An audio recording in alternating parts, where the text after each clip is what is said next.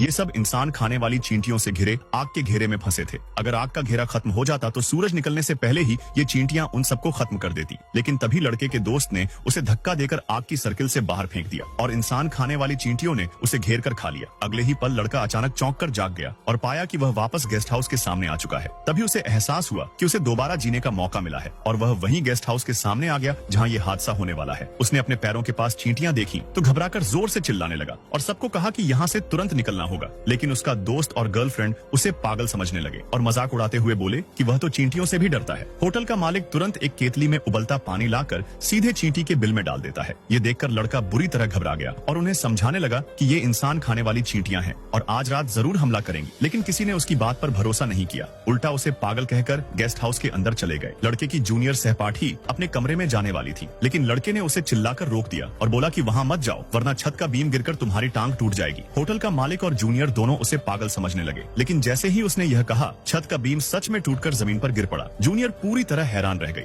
अगर लड़के ने उसे रोका ना होता तो वह जरूर घायल हो जाती। अब वह लड़के की बात मान गई और उसका साथ देने लगी। शाम ढलने में ज्यादा समय नहीं था, इसलिए लड़के ने तैयारी शुरू कर दी। वो और जूनियर सबको बचाने का सामान लेने के लिए बाहर गए, जबकि बाकी लोग यहीं बैठकर गपशप करने लगे। इसी दौरान लड़का और जूनियर सामान लेकर लौटे तो उस धोखेबाज जोड़े ने उसका मजाक उड़ाया। अच्छे कमरे पहले ही बन चुके थे तो लड़के को एक पुराना गंदा कमरा मिला, लेकिन वहाँ बड़े बड़े गैलन में सिरका रखा हुआ था। लड़का गंदा कमरा देखकर भी खुश हुआ, क्योंकि इंसान खाने वाली चींटियां सिरके से सबसे ज्यादा डरती हैं। उसने लकड़ी के तख्तों से कमरे को मजबूत किया और जूनियर को भी एक बोतल सिरका बचाव के लिए दे दी। रात होने पर उसका दोस्त और उसकी गर्लफ्रेंड आंगन में खुलकर इश्क फरमा रहे थे। तभी एक बड़ी सी चींटी गर्लफ्रेंड की टांग पर चढ़ गई। दोस्त ने इससे कुचलकर मार डाला। लड़के ने यह देखा तो तुरंत बाहर आकर बोला कि यह इंसान खाने वाली चींटियों का जासूस था और इसके मरने के बाद निकलने वाली गंध पूरी कॉलोनी को यहाँ खींच लाएगी। लेकिन उन दोनों को यकीन नहीं हुआ और उल्टा लड़के को पागल और कायर कहा। गर्लफ्रेंड और दोस्त की यह बेहुदा बातें सुनकर लड़का गुस्से से सीधे दोस्त के चेहरे पर मुक्का मार देता है। दोनों में मारपीट शुरू हो गई। तभी होटल का मालिक आ गया और मामला सुलझाने के लिए छोटी सी पार्टी करने की बात की। वो लोग आंगन में बैठकर पीने खाने लगे